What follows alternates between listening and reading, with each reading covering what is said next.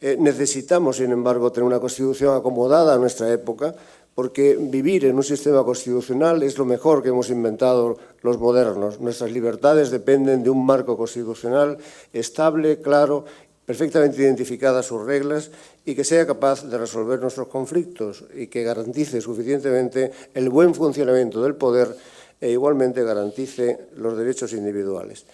Las reformas hay que acometerlas ya y pueden ser, tenemos todos identificadas, una larga lista de cosas que en la Constitución habría que cambiar.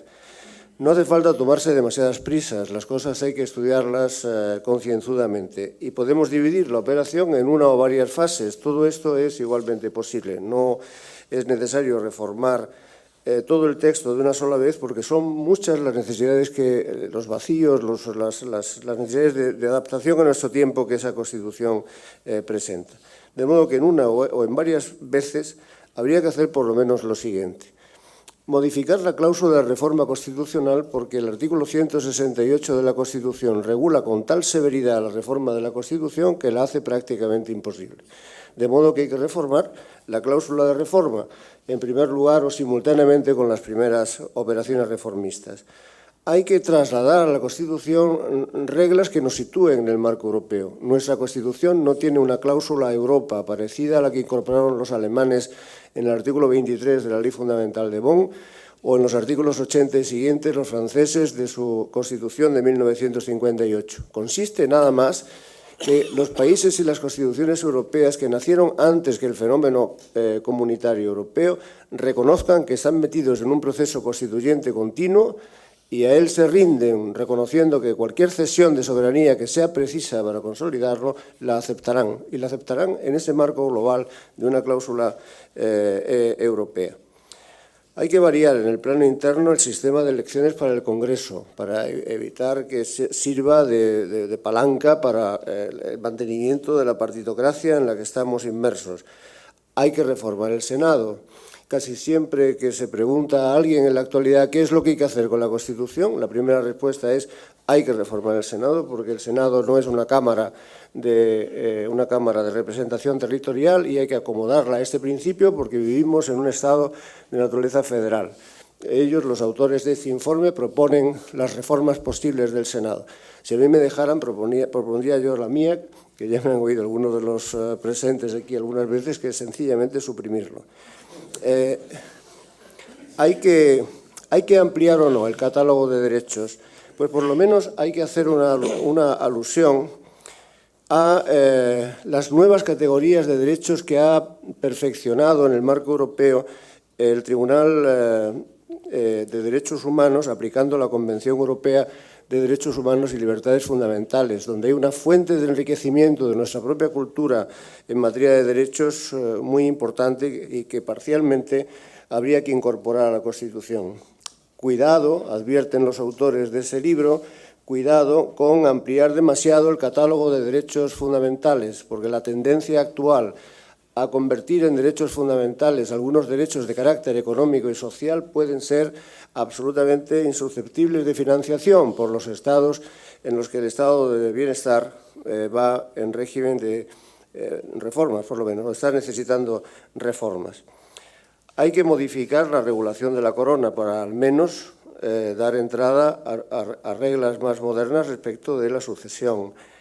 Hay que terminar con el abuso absolutamente inaceptable de los decretos leyes como forma de gobernación que apartan a los representantes del pueblo reunidos en las Cortes y los sustituyen por una gobernación de urgencia. A cambio, hay que facilitar las iniciativas legislativas procedentes del pueblo, donde las firmas se necesita ahora que provengan al menos de 500.000 ciudadanos, lo cual es mucho. Hay que repensarse el Consejo General del Poder Judicial, excesivamente politizado. Hay que repensarse, más de lo que por cierto propone vuestro informe, Javier, el Tribunal Constitucional, porque ahí solo se indica la necesidad de regular mejor los nombramientos de los magistrados, pero hay más cosas que en el Tribunal Constitucional habría que retocar, como por ejemplo la carga de trabajo, el número de recursos, el tipo de recursos que resuelven. y a mi juicio habría que descentralizar más el control de la constitucionalidad de las leyes, al modo de los países que tienen una justicia constitucional descentralizada, que es la primera que se utilizó en el mundo, que es la norteamericana. Hay que revisar, por supuesto, la significación de las nacionalidades en España y el reparto de competencias y todas las demás cuestiones que conciernen al funcionamiento del Estado de las autonomías, el famoso título octavo, que hay que replantearlo entero porque nada hay en él que funcione ya correctamente. No estaba bien planteado y su vida práctica ha determinado que se convierta realmente en un título ininteligible. Hay que transformar también el mundo de la administración local, la cuestión de la financiación de las comunidades autónomas, etc. Es decir, que, como se ve por la lista, salen tranquilamente 20 o 30 reformas que se consideran urgentes e imprescindibles por los expertos. ¿Por qué expertos? Pues por los autores de ese libro que acabo de referir, que son muchos y son además muy sabios en lo suyo, especialistas en las materias que están tratando. Pero además creo que por la comunidad científica en general. No se puede preguntar ahora en ninguna universidad a ningún profesor que sepa algo de estas cosas que no diga que es muy urgente reformar las materias constitucionales que he enunciado. Y además casi todos proponen reformas en el mismo sentido. O sea que hay detrás, si se tuviera si se considerara lo que se debe, ¿no?, la excelencia y la sabiduría, no debería quedar la menor duda de que esas indicaciones son correctas.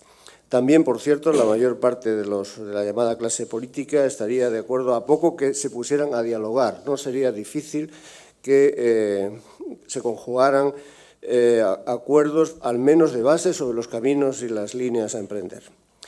Bien, de estas reformas constitucionales, si hubiera que ponerlas en orden de jerarquía o en orden de prioridad, pues yo particularmente situaría desde luego la que concierne al título octavo, porque es de todos el que cada día se hace más visible, que presenta muchas quiebras, muchos defectos, es el más criticado habitualmente, contiene las regulaciones más criticadas. Y dentro del título octavo, buscar ahí una solución para la cuestión catalana. Hay una solución para la cuestión catalana. Yo creo que las propuestas en Cataluña ahora están, en efecto, lo ha dicho también Emilio Lamo antes, situadas en dos polos, o la independencia de Cataluña o una reforma que sea integradora, que la mantenga dentro del Estado, dotándola de un estatuto que, al final, convenza tanto a los nacionalistas separatistas como a los no nacionalistas españolistas o unionistas. La primera posibilidad, independencia de Cataluña. Los nacionalistas aspiran ahora a la celebración de un referéndum para hacer efectivo su derecho a decidir. Las posiciones también bastante comunes de casi todos los especialistas es que el tal derecho no existe, se ha deducido de un principio que sería el independentismo democrático construido a partir de una famosa sentencia del Tribunal Supremo de Canadá, pero en fin, la coincidencia es que ese derecho a decidir no existe en modo alguno. Como de todas maneras la insistencia de los políticos nacionalistas es mucha y las algaradas callejeras que le dan cobertura también muy importantes, pues las dudas que se nos plantean a los juristas de derecho público es si se puede celebrar un referéndum de esa clase sin reformar la Constitución o es preciso una reforma previa. El universo de los constitucionalistas está dividido aquí entre gentes que, como Francés de Carreras, piensa que una modificación de la ley orgánica de modalidades de referéndum podría permitir la celebración de ese referéndum y que además sería bueno porque, me corrige si no fuera así, pero nos oímos tanto que creo que te puedo...